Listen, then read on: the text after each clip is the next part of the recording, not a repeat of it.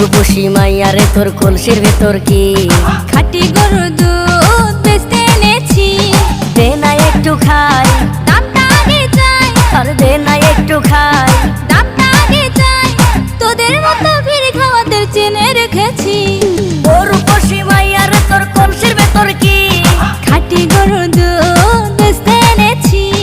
ও রূপসী মাইয়ারে তোর কলসির ভেতর কি খাঁটি গরুর দুধ বেচতে এনেছি।